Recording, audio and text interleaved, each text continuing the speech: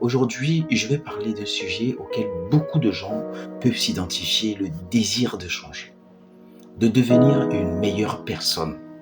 Que ce soit après une introspection ou suite à des événements marquants, le changement personnel est souvent un processus complexe mais profondément important. C'est un processus fondamental pour l'épanouissement. Pourquoi donc vouloir changer? Chacun d'entre nous, à un moment donné, ressent le besoin de se mettre en question, de se transformer.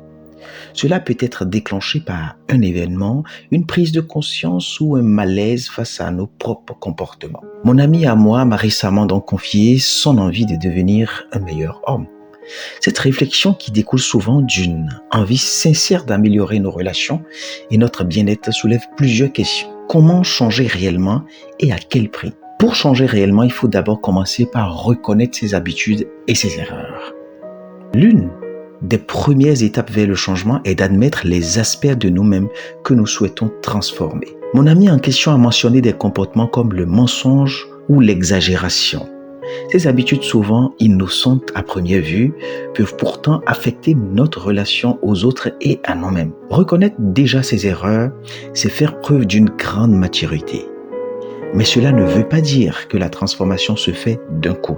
Le changement est un processus graduel et il est essentiel de l'aborder avec bienveillance. Pourquoi ne devrait-on donc pas se brusquer lorsqu'on se décide finalement à changer? Le désir de changer peut souvent mener à une forme d'empressement ou de pression personnelle. Nous voulons parfois, quand nous nous retrouvons dans cette situation, dans certaines situations plutôt, devenir rapidement la version de nous-mêmes que nous admirons ou que nous pensons que les autres attendent de nous.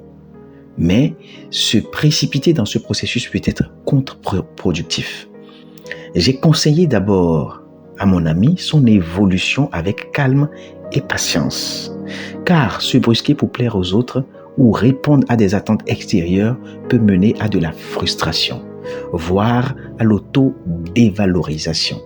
C'est en progressant lentement, en restant authentique, que l'on peut réellement évoluer. Pourquoi devons-nous accepter nos erreurs et cheminer progressivement en acquérant de l'expérience dans nos vies?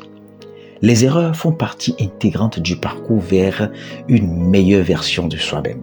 Il est important de comprendre que chaque faux pas est une opportunité d'apprentissage. Comme je l'ai dit à mon cher ami, c'est par ses échecs et ses succès qu'il acquérera de l'expérience et de la maturité. C'est cette accumulation de moments, positifs ou négatifs, qui nous façonne en tant qu'individus.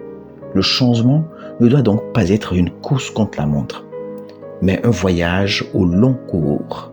Avec le temps, les efforts et la réflexion, il est possible de s'améliorer de manière durable. Le changement est un processus intérieur, ça c'est sûr.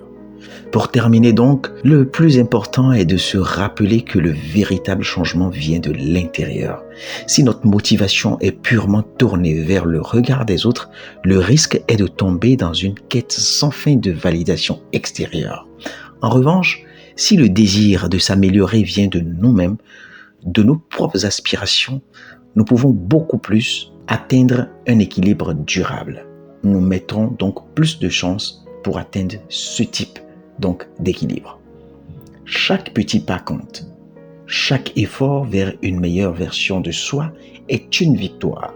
Le changement est un processus, pas une destination finale. Soyez indulgents envers vous-même et surtout avancez à votre rythme. Merci de m'avoir écouté. Si vous avez aimé, n'hésitez pas à partager et à me dire quelles sont vos réflexions sur le changement personnel.